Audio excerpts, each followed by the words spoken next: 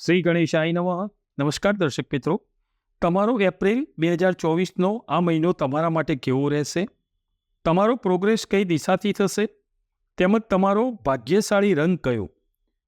મકર રાશિ, અક્ષર ખજ.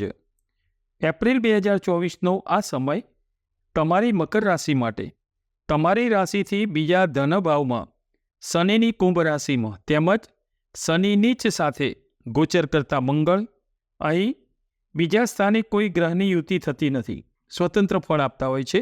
એટલે મંગળ પણ અલગથી સ્વતંત્ર એનું ફળ આપશે. મંગળથી તમને ધન સંપત્તિથી સારું જોવાય, ધન સંપત્તિથી સારું સુખ મળી શકે. શનિથી પણ તમને સ્થાન વૃદ્ધિ કરો. શનિ ધન કુટુંબ સ્થાનની વૃદ્ધિ કરે.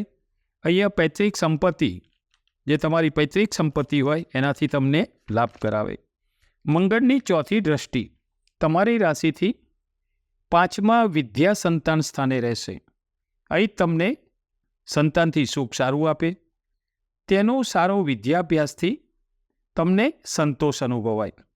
મંગળથી 7મી દ્રષ્ટિ તેમજ શનિની પણ 7મી દ્રષ્ટિ તમારી રાશિથી 8મા સ્થાને થતાં તમારે અહીંયા 8મું સ્થાન શુભ નથી ગણાતું. એટલે તમારે અહીંયા અંગત વ્યક્તિ દ્વારા કોઈ દગો થઈ શકે, છેતરપિંડી થઈ શકે, આવા યોગ બની શકે. જો તમારી કુંડળીમાં શુભ યોગ હશે અને કોઈ ગ્રહોની સારી સ્થિતિ બનતી હશે તો તમને આવું નહીં અનુભવાય.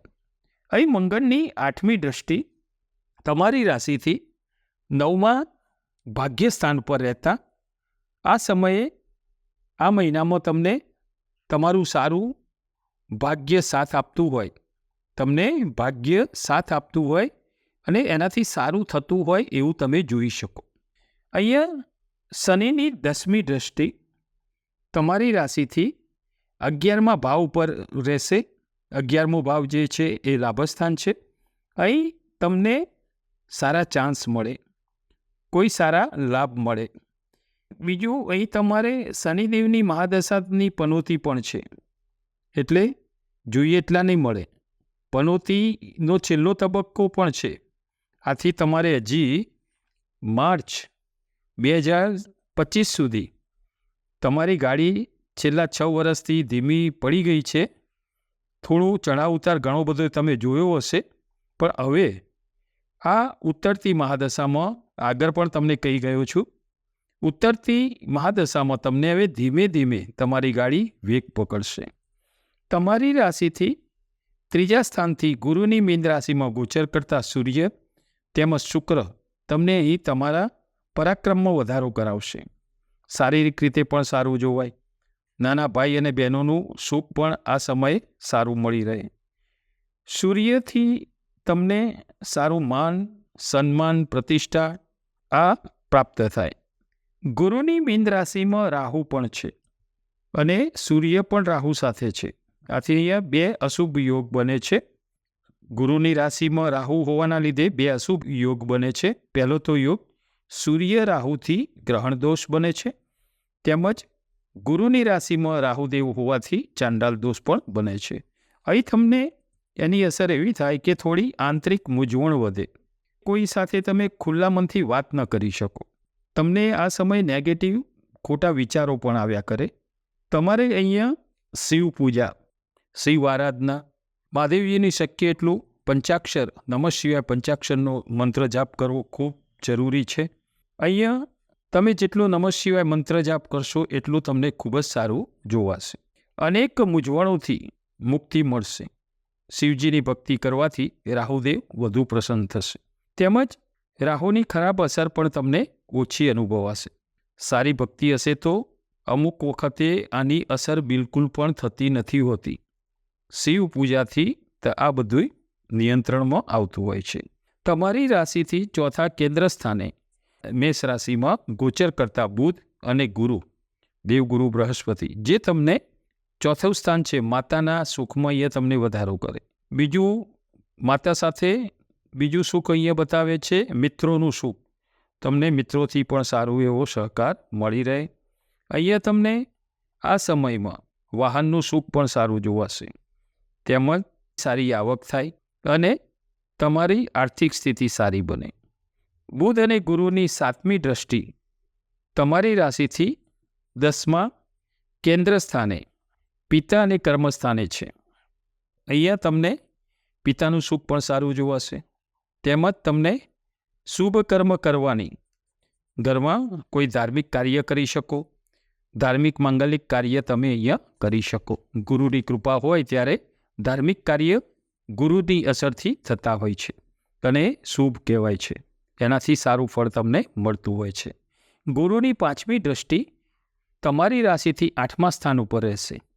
અહીં તમને અચાનક આવતી મુશ્કેલીઓ પર ગુરુ કૃપાથી અહીંયા પ્રોટેક્શન મળશે. મુશ્કેલીઓ આવશે ખરી, પણ આ જે ગુરુની જે સારો યોગ બન્યો છે એનાથી અહીંયા તમને રક્ષણ મળશે. કેમ કે ગુરુની 5મી દ્રષ્ટિ 8મા સ્થાન ઉપર છે, એટલે તમને કોઈ પણ વસ્તુથી પ્રોટેક્શન સારું એવું, રક્ષણ સારું એવું મળી રહેશે. અને બીજું, તમારી બુદ્ધિશક્તિથી, સાથે બુધ પણ છે, એટલે વાણીથી, બુદ્ધિથી તમે એનો નિવેડો લાવી શકશો. ગુરુની 9મી દ્રષ્ટિ તમારી રાશિથી 12મા વ્યય સ્થાને રહેશે. અહીં તમને કર્જમાંથી રાહત મળી શકે. જો કોઈ લોન હોય એ ધીરે ધીરે ઓછી થતી જોવાય. તેમજ અતિશય ખર્ચ પણ તમે નિયંત્રણ કરવામાં, ખર્ચ તો બધા આવશે, પણ એ ખર્ચ ઉપર તમે નિયંત્રણ કરવામાં અહીંયા ગુરુ કૃપાથી ખૂબ સારી સફળતા પ્રાપ્ત કરી શકો. ખર્ચ ઉપર તમે નિયંત્રણ કરી શકો, એમાં તમને સારી સફળતા મળી શકે. તમારી રાશિથી 9મા ભાગ્યસ્થાનેથી બુધની કન્યા રાશિમાં ગોચર કરતા કેતુ અહીં તમને આકસ્મિક લાભ અપાવે. રાહુની પણ 7મી દ્રષ્ટિ છે કેતુ ઉપર, એટલે અહીંયા તમને સારો એવો લાભ અપાવે. યોગ અને સ્વાધ્યાય તેમજ તત્વજ્ઞાન તરફ પણ કેતુ લઈ જાય, વૈદુર્ય પ્રાપ્ત કરાવે અને તત્વજ્ઞાન તરફ તમારી રુચિ વધે. તમારો પ્રોગ્રેસ, જે પ્રગતિ છે, એ દક્ષિણ દિશાથી સારો જોવાય. તમારો ભાગ્યશાળી રંગ છે સફેદ અને બીજો રંગ છે તમારો ભાગ્યશાળી પીળો. વિદ્યાર્થીઓ માટે એપ્રિલ 2024નો આ સમય વિદ્યાર્થીઓ માટે થોડી મહેનત વધુ કરાવશે. પરિશ્રમ કરવો પડશે, તેમજ તમને પરિશ્રમનું ફળ, મહેનતનું ઉત્તમ ફળ પણ તમને સારા રિઝલ્ટ રૂપે મળી રહેશે. અહીંયા તમારું રિઝલ્ટ સારું આવશે, પણ મહેનત વગર નહીં આવે. અહીં તમને તમારા મિત્રોનો, જે તમને મિત્ર સર્કલનો સાથ સહકાર મળી રહેશે. વિદ્યાભ્યાસ પ્રાપ્ત કરવામાં તમને સારું સર્કલ તમને પ્રાપ્ત થાય, તમને સારો માહોલ પણ મળી રહેશે. અહીં તમારે ખાલી આળસ છોડી દેવાની છે. અને બીજું ખાસ, મોબાઈલ તેમજ ઇલેક્ટ્રિક ઉપકરણોનો સમય પ્રમાણે ઓછો ઉપયોગ કરવો અને ભણવા તરફ, વિદ્યાભ્યાસ તરફ વધુ ફોકસ કરવું. ફક્ત ને ફક્ત તમારે અભ્યાસ ઉપર વિશેષ ધ્યાન લેવું. ઉત્તમ પરિણામ તમે મેળવી શકશો. સ્ત્રીઓ માટે એપ્રિલ 2024નો આ સમય સ્ત્રીઓ માટે ખૂબ જ સારો છે. તમારી રાશિના અધિપતિ શનિદેવની મહાદશાનો આ છેલ્લો તબક્કો, અને તમને હવે ધીરે ધીરે બધું સરસ સારું થતું હોય, બધું એક પછી એક બધા પ્રશ્નો ઉકેલાતા હોય, અને એમ થતું હોય કે ના, હવે પહેલાં કરતાં હવે થોડું સારું અનુભવાય છે, એવું તમને માનસિક રીતે થયા કરશે. અને ખરેખર ધીરે ધીરે બધું સારું થતું જોવાશે. તેમજ તમારી જે ધારણા મુજબના કામ અત્યાર સુધી નહોતા થતા, કેમ કે મહાદશાઓ હોય ખોટી, જો જન્માક્ષરમાં જો સારા ગ્રહો હોય તો આ મહાદશાની બહુ જ, આ જે કીધું એટલી બધી અસર થતી નથી હોતી.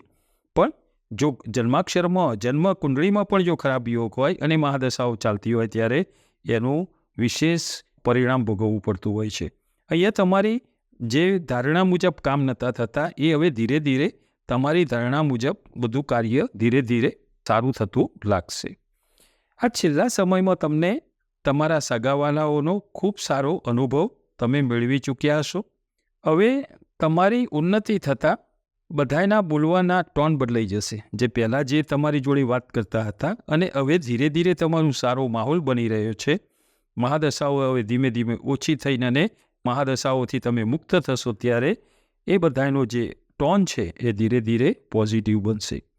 સમય તમને તમારા જીવનસાથીનું સુખ પણ સારું આ સમયે જોવાશે. સાથે સાથે તમારા સંતાનનું સુખ પણ તમે સારું જોઈ શકશો. તેમની સારો વિદ્યાભ્યાસથી અને સારા રિઝલ્ટથી તમને પણ આનંદ થશે. તમને સતત ચિંતા સંતાનોની રહ્યા કરે છે, પણ હવે આ સારું રિઝલ્ટ પ્રાપ્ત થતાં એમાંથી પણ તમે આ ચિંતાઓથી મુક્ત થશો.